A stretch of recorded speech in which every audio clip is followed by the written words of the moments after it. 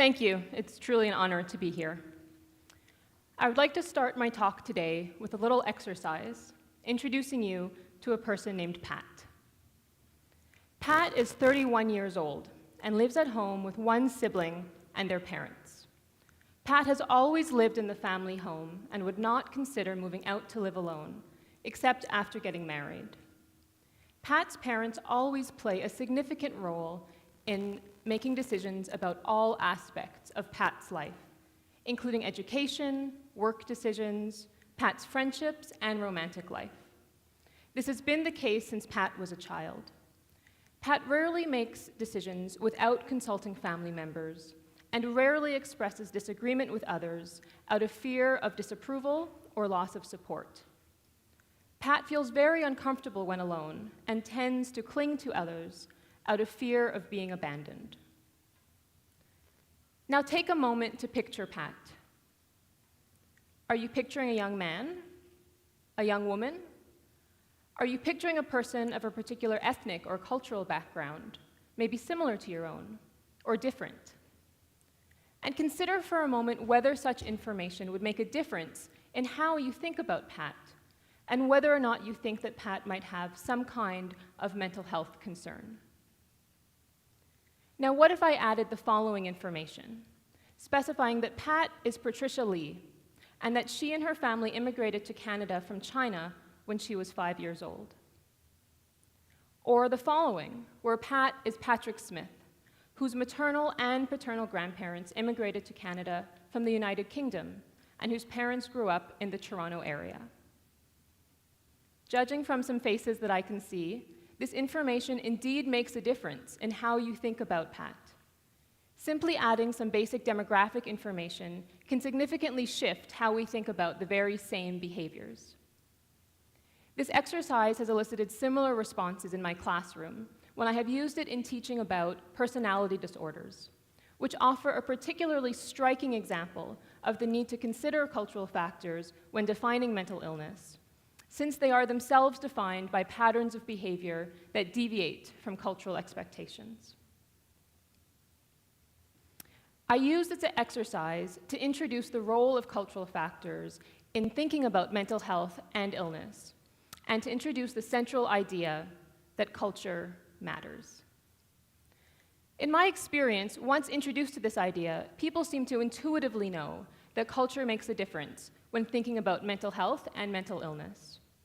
Without specifically talking about cultural differences in things like parent-child relationships, independence and interdependence, or assertiveness, we seem to just know that it makes a difference if we're talking about Patricia or Patrick. But not only does culture matter when it comes to mental health, it is fundamental. Many people, including myself, argue that a culturally informed approach is really critical to effective healthcare, and that only by including cultural factors in our discussions of this field will we truly make advances. Recently, a group of medical and social scientists writing in one of the world's most prestigious medical journals stated the following: that the systematic neglect of culture in health and healthcare is the single biggest barrier to the advancement of the highest standard of health worldwide. A pretty powerful statement. So, this is great. I see a number of you nodding, and you seem to be in agreement that reflecting on Pat illustrates for you, at least at a basic level, the importance of considering cultural questions when it comes to mental health. But stopping here would be problematic for a number of reasons. First of all, I still have 15 minutes and 52 seconds left on the clock. But more importantly, stopping here could serve to reinforce certain cultural stereotypes, contrasting the Lees versus the Smiths, and would not really leave you with any idea of how to actually go about considering cultural factors. Or worse, it might leave you with an overly simplistic idea of how to do this, suggesting perhaps that simply knowing a person's ethnic background or immigration history provides enough information to really understand the meaning of their behaviors and relationships. So acknowledging that culture matters is a crucial initial step, sort of like a first piece of a puzzle. But we need to go much further. So if knowing Pat's cultural background is like having a first piece of the puzzle, much more needs to be learned before getting even close to a complete picture. For example, based on common cultural ideas, you may have had the sense that the description of Pat's behavior became somehow more acceptable when it was Patricia, a young woman of Chinese-Canadian background, compared to Patrick, a young man and second-generation Canadian of British descent. However, although interdependence and social harmony are values more commonly endorsed among people of Chinese background compared to Western European background, is it necessarily the case that Patricia's parents are happy with her level of dependence upon them? Maybe their migration to Canada was partially driven by their own traits of independence, and they are really quite concerned that their daughter has not developed greater autonomy or self-reliance. Maybe Patricia has never felt that she fits in among her peers and really feels incapable of attaining the level of independence as encouraged by her parents. On the other hand, although independence and autonomy are commonly endorsed values in North America, maybe it's normative within Patrick's family to defer to one's parents and to view life decisions as communal endeavors. These examples illustrate that we cannot simply make sweeping assumptions about people purely based on their cultural background, nor can we make simple comparisons or distinctions between people simply because they're from different contexts. Now, this might suggest to you, then, that cultural information is of not much use at all, and that we should simply focus on the individual and their unique experiences. But this would also be problematic and incomplete, because to truly understand Patricia Lee's experience, we must know that her parents' level of emphasis on independence may be relatively uncommon within their cultural community. And on the other hand, or similarly, Patrick Smith's experience of his level of dependence upon his family would likely carry different meaning if he and his family were from a cultural community that particularly emphasized family bonds. So in other words, in order to really develop a full understanding of mental health, we must develop an understanding of individuals in context. So this discussion illustrates one of the key challenges of a culturally informed approach to mental health. And in teaching this field to undergraduate students, I have the privileged opportunity of working with them as they wrestle with these very types of challenges.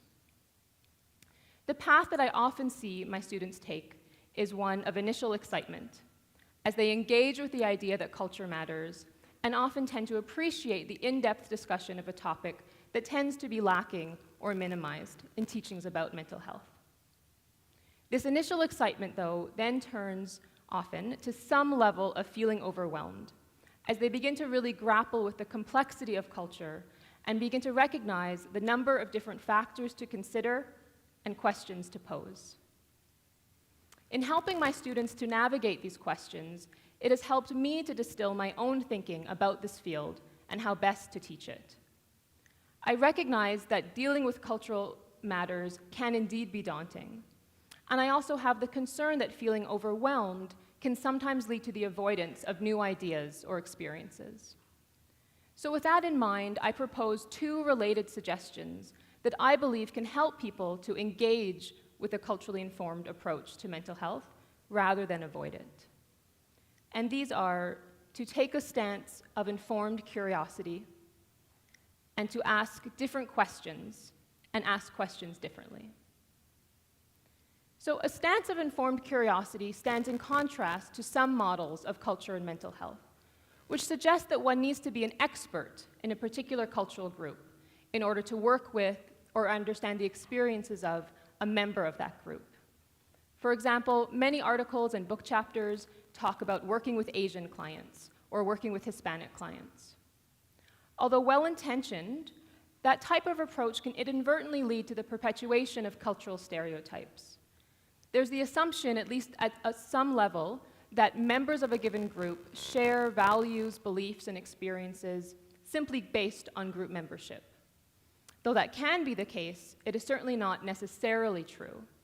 A clinician working from such a perspective may have easily assumed that Patricia Lee's level of dependence upon her family was encouraged or supported. I've also always found the more expertise-based approach problematic from a personal perspective. As the daughter of a Chinese-Canadian father and Anglo-Canadian mother, born and raised in bilingual Montreal with English as a first language, there is unlikely to ever be a book chapter devoted to working with people of my particular cultural makeup. I think my own lived experience as a person of mixed cultural heritage informs my thinking about culture and how it plays a role in mental health. And my experience also plays a role in my emphasis on a stance of informed curiosity rather than expertise. I believe that such a stance promotes an attitude of humility and really encourages one to develop hypotheses and questions rather than make assumptions. So one of the key ways that I work to promote a stance of informed curiosity among my students is by helping them to ask different questions and ask questions differently about mental health. My own passion for the area of culture and mental health really began when I took a course, an introductory course in medical anthropology in the second year of my undergraduate studies.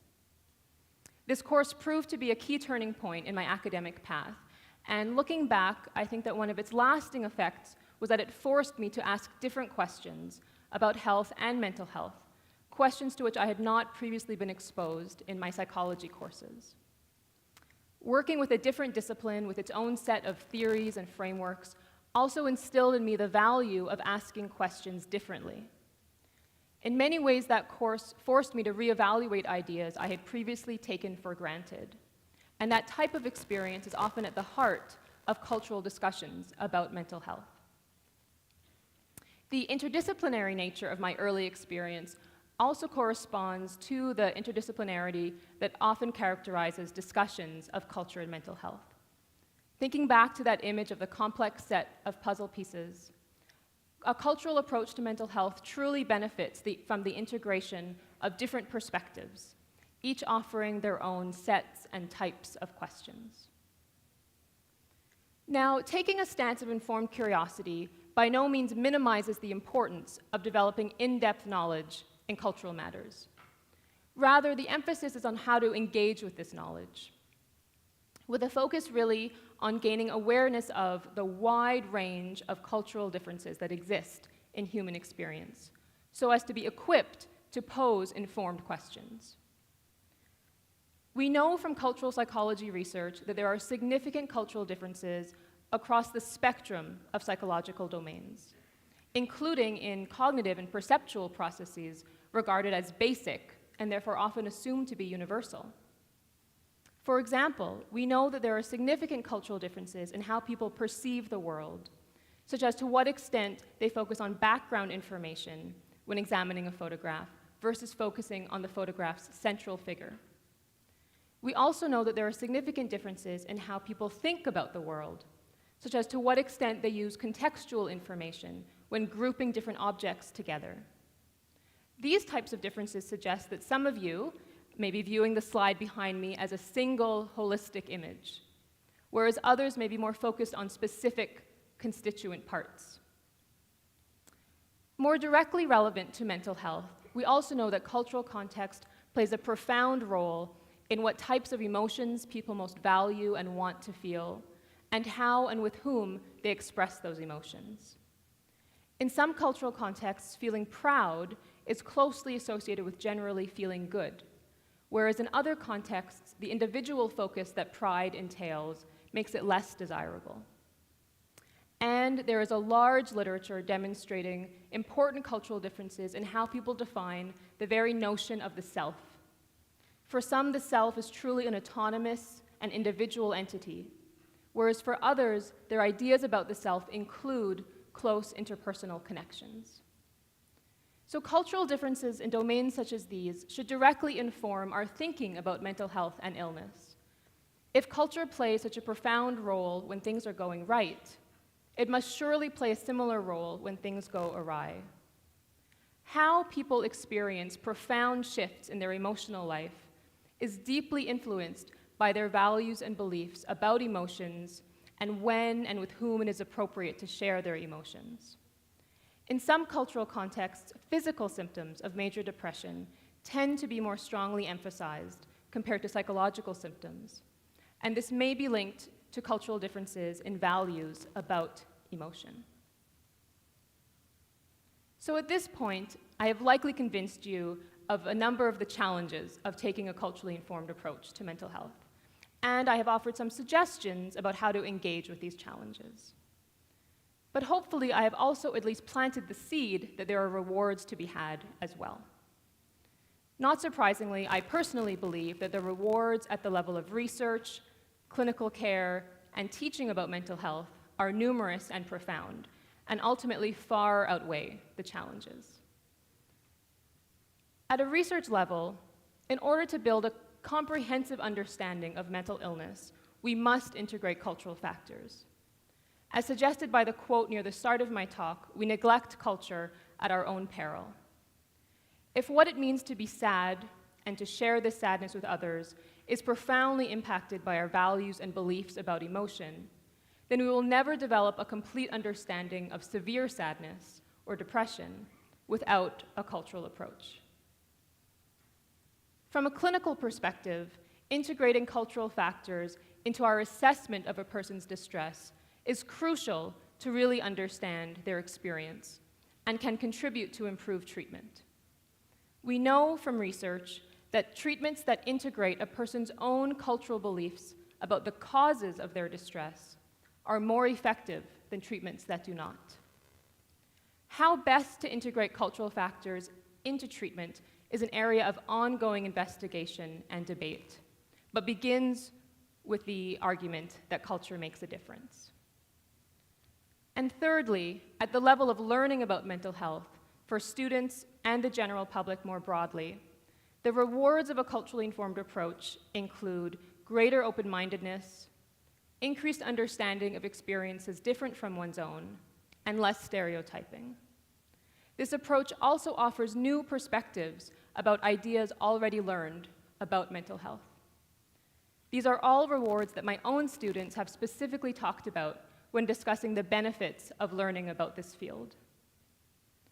So my hope then for today is that you walk away with some of this increased open-mindedness, curiosity, and an interest in asking different questions about mental health, all rooted in the central premise that culture matters. Thank you.